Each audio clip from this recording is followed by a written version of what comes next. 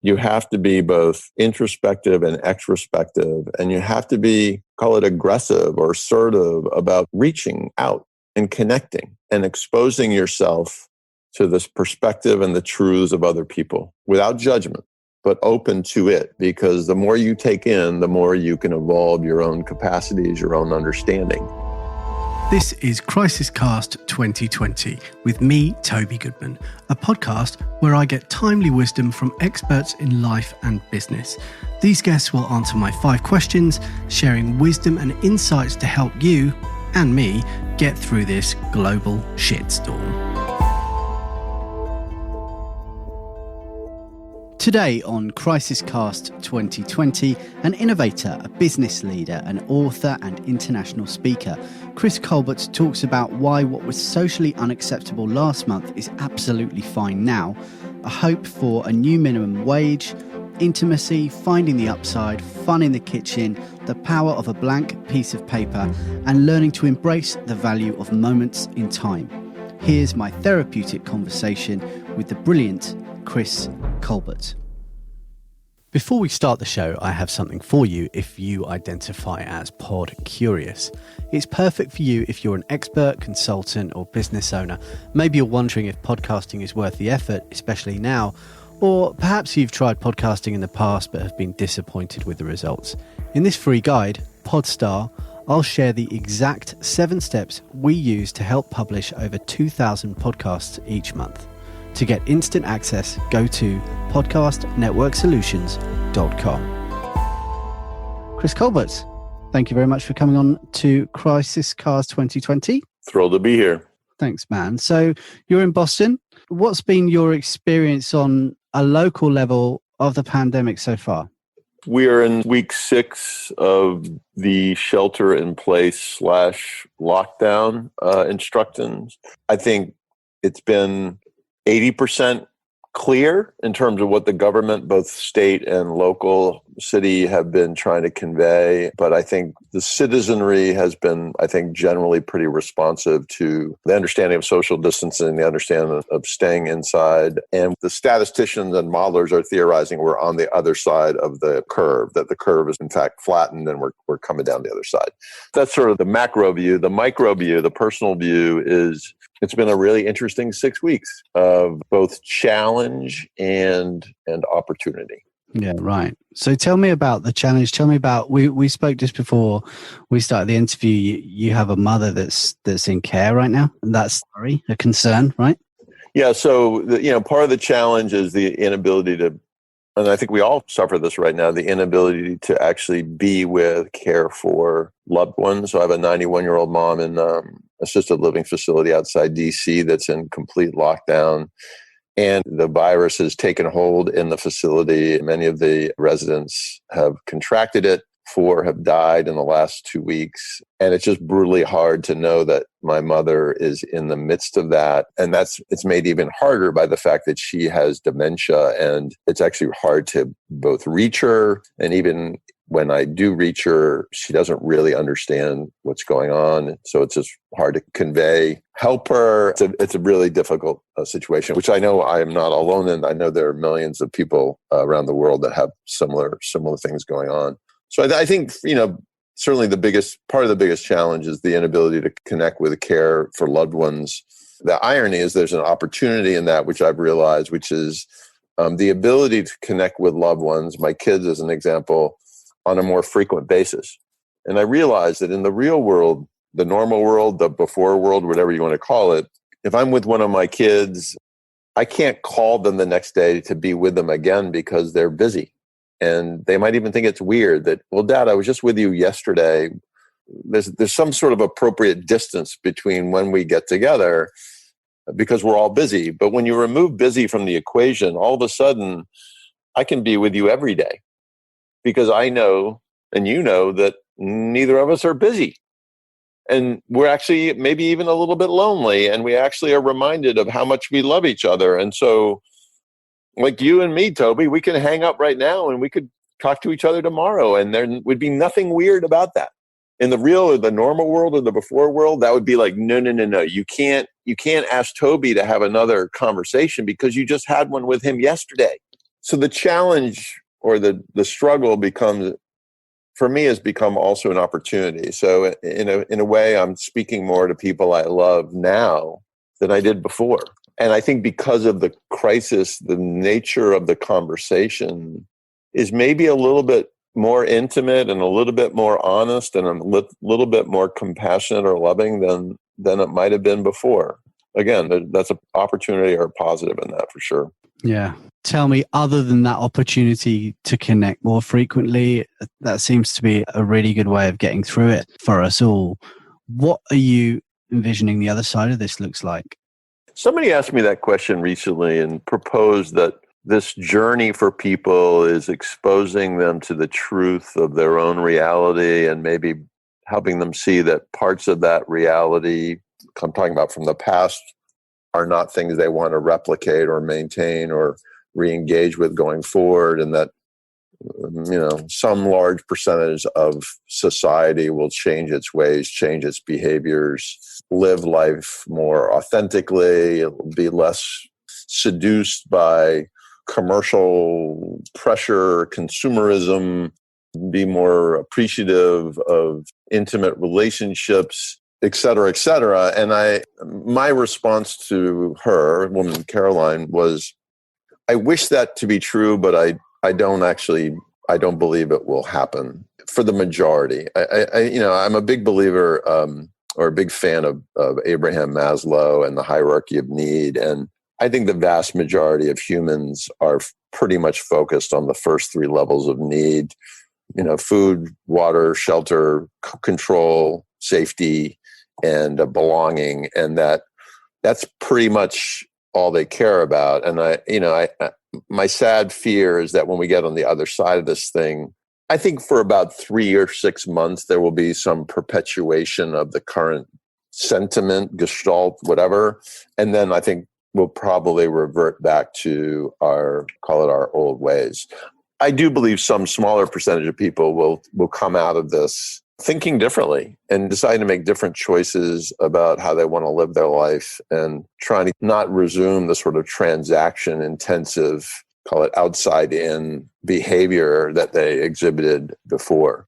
The thing I do hope for is everything to be better on the other side. But the thing I particularly hope for is that at a systems level, our governments recognize that the dysfunction, the disparity, the divides that exist within our societies must be addressed once and for all, so that the pain of what we're going through will actually force policy development that results in a more equitable and fair existence for more people. I mean, we're seeing in the United States particularly just a terrible exposure of the inequities. The idea that the white-collar worker who gets direct deposit is quarantined in his or her lovely home. Meanwhile, the essential service workers who are paid minimum wage are required to expose themselves to what is out there. It's just not right. And, again, my hope is that one of the things that comes out of this is a real effort to correct a lot of the things that are not right. Yeah, well, none of us know, but that is certainly the hope here as well. Tell me about business. You're a guy who travels, you speak a lot going on, you're a busy person, I've known you for a while. You emailed me, in fact, 6 or 7 weeks ago maybe, and it was something along the lines of, yeah, we'll talk if my travel plans are cancelled then, and if they aren't, we'll talk later. And I can remember reading it and thinking, well, why would they be cancelled? So you're obviously hip to what was going on before I was, this kind of early on. So you are someone who travels with your work. What are you doing now differently in business because this has happened? You're writing, so that's probably okay. That's probably an okay thing to do. What else is happening? Yeah, well, just the specific thing that happened was I had 6 different speaking engagements all lined up across South America and the Middle East. And I was watching this thing closely, and it was literally like watching, a map and like this thing going around the world. And I'm watching it heading towards the Middle East, and then I'm watching it head towards South America. And I'm like, I don't think this is going to happen. And sure enough, all the talks they weren't canceled, but they were postponed for the foreseeable future. So what do I do in response to that? Well, it actually sort of goes back to what I was saying before, in the sense that I really do believe the nature of man is addicted. Many of us are addicted to transactions, to actions, to movement. I called it in a piece I wrote recently, the seduction of pull. The pull is sort of the constant in our lives, pulling us away to do, to engage, to create, to whatever. And that with the coronavirus epidemic, what a pandemic, all of a sudden there is no pull anymore. And what we are left with is what I term push, which is we are left with a blank piece of paper. We are left with a studio in your case, or a desk in my case. And the question is, what are we going to do with this blank piece of paper? What are we going to do with this nothingness?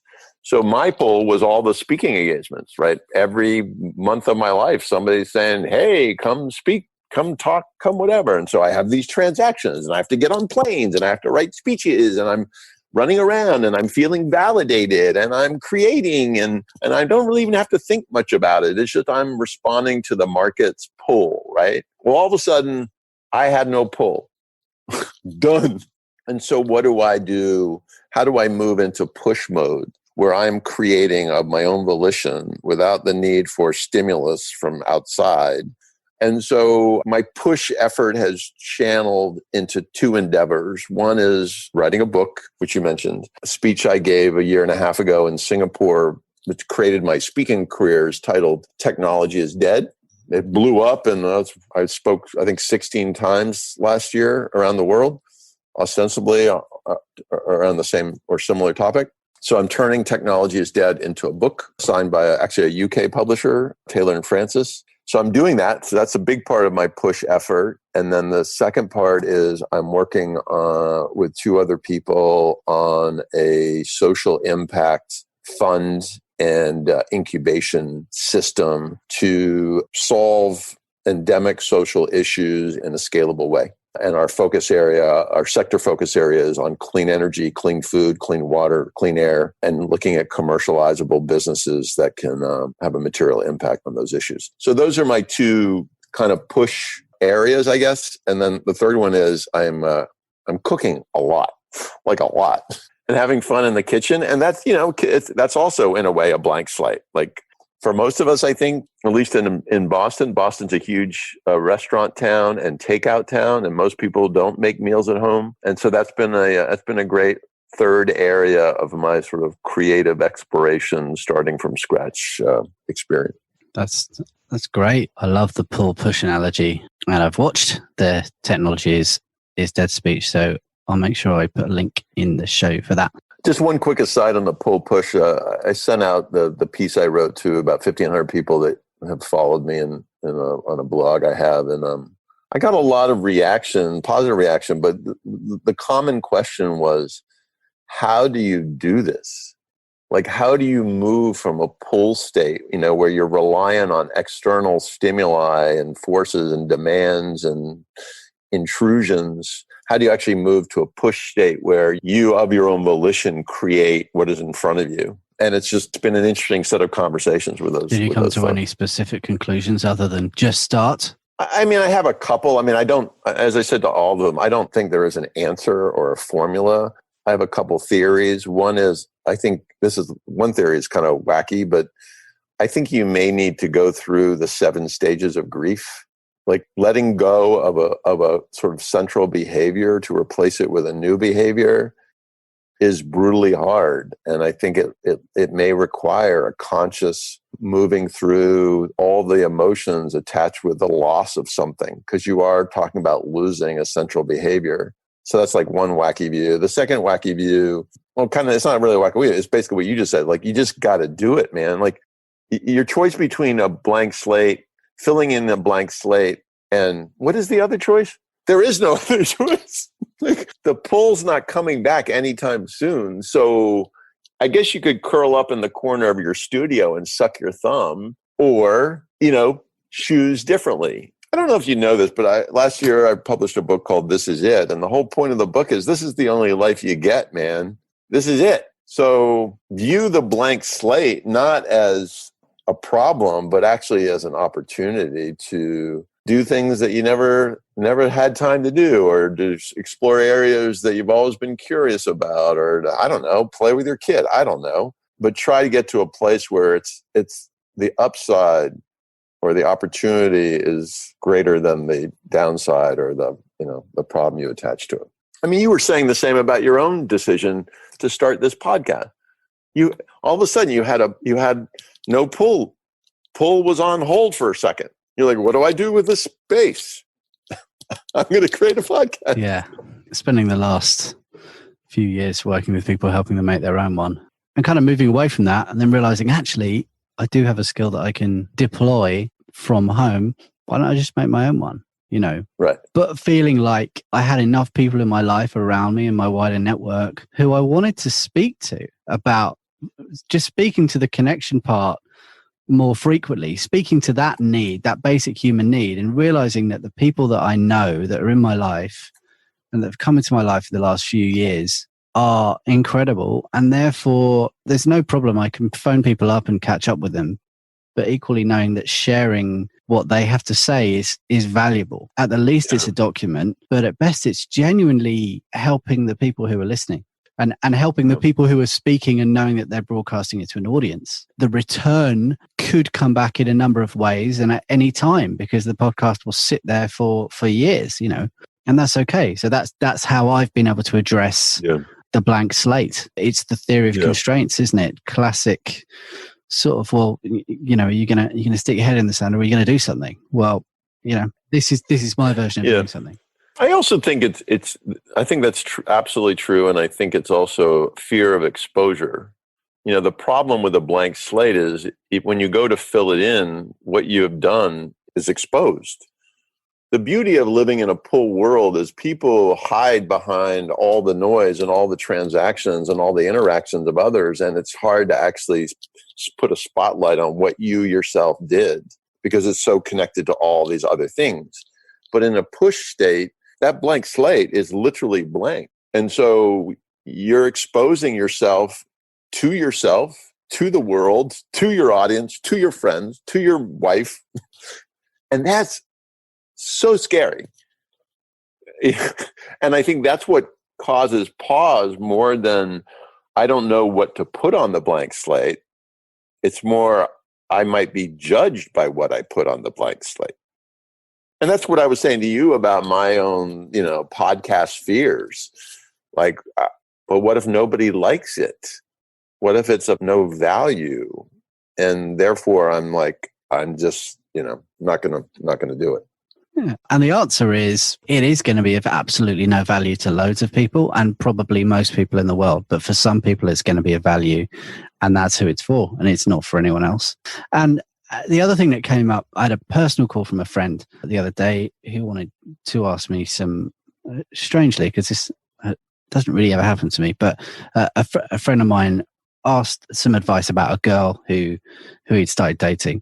And it's someone, I didn't know they knew each other, but I know her.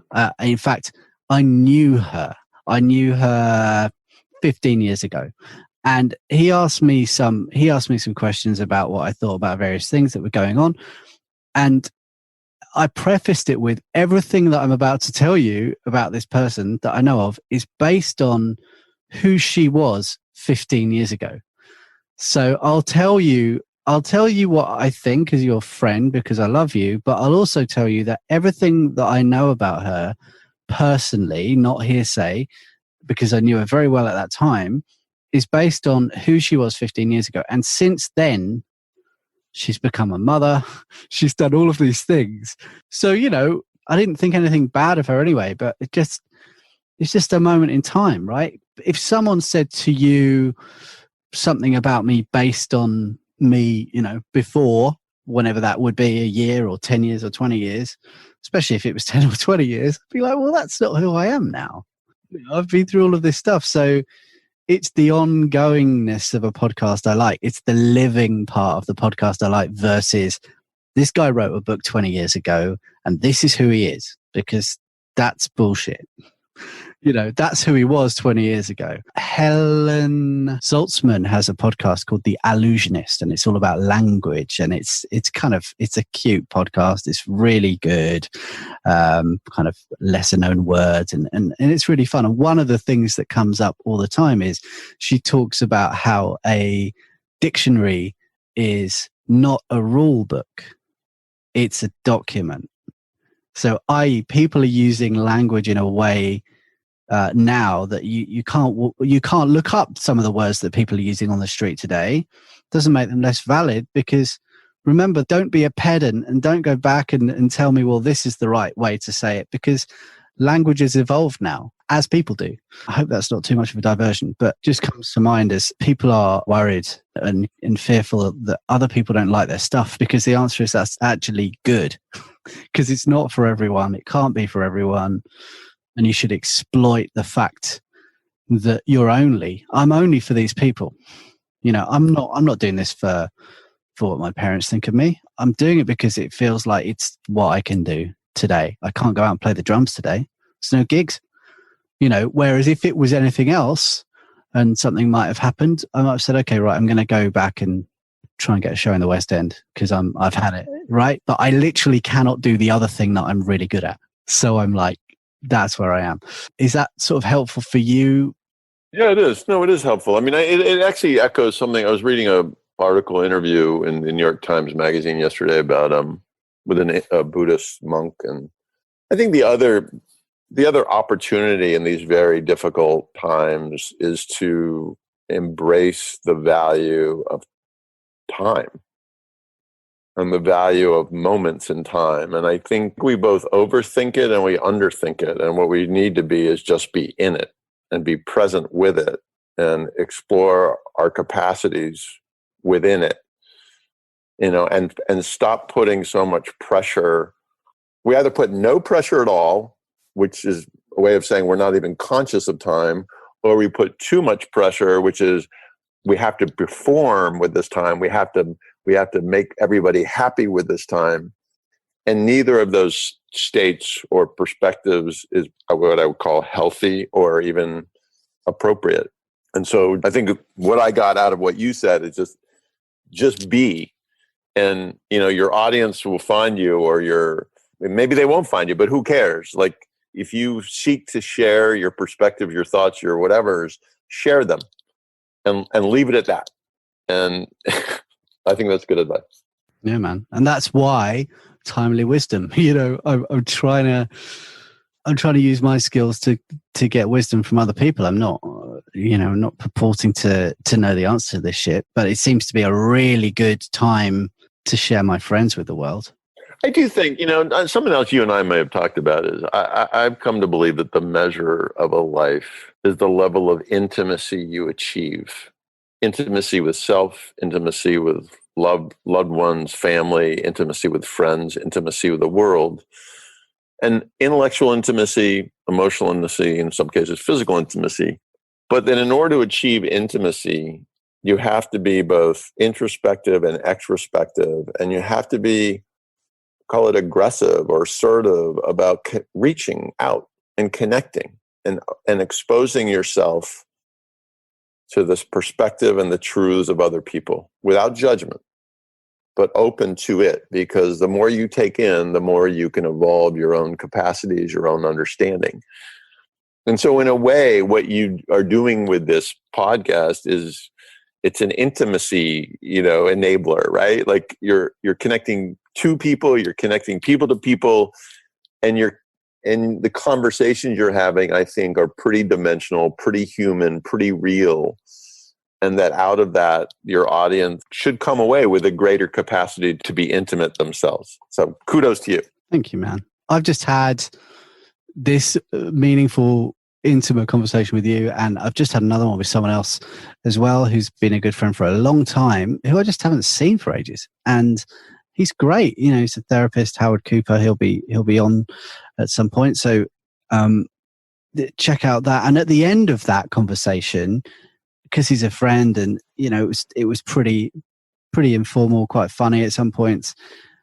Because of what he said, in this context, I was able to say to him when I stopped pressing record, oh man, I spoke to this person. He's on episode X. You should check him out because actually I think you could really help him from where he is. And he went to that person's LinkedIn profile and was like, oh yeah, man, I'd love to get to know him. He looks cool. So, and I've known those two people independently for a long time. And it's only because of the conversations that I'm having in this context that I will connect them. And that's a good result, right? That's a great result. It's a great result for everybody. Yeah. So to wrap this up, my last question has always been, so will continue to be for you. Since this has all happened away from your personal world and your business world, what have you seen, it could be locally or online or whatever, that has really impressed you? What behavior or pivot or whatever you want to call it has surprised or impressed you since this has happened? Yeah, I mean, I think I have a couple quick answers to that. One at a government level, I don't know if you've heard about Governor Cuomo from New York State, but it's been interesting to watch different governors and different leaders, including our federal government leaders, how they have handled the crisis, their response to the crisis.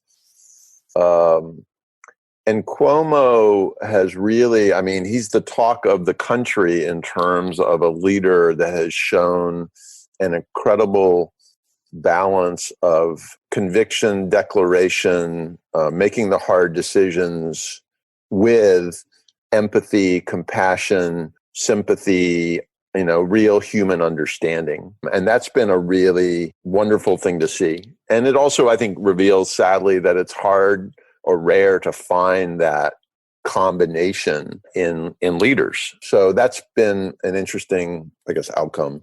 I think more locally, and I think this is true of all crises, there's a divide. There are people that step into the void, that step into the problem, that go to the front lines willingly, and then there are people that recede, maybe even run away. And I think what I've seen in Boston is far more of the former, less of the latter, but it's definitely some of the latter. My own daughter is a social worker at Mass General Hospital, which is the biggest hospital in Boston. And she's 26 years old, and they sent all the social workers home several weeks ago, and she, of her own volition, she raised her hand and said, I'd like to come back in, and makes me want to cry. But so she's blown me away with her own courage, and she's now in, I think, pretty much every day, every week.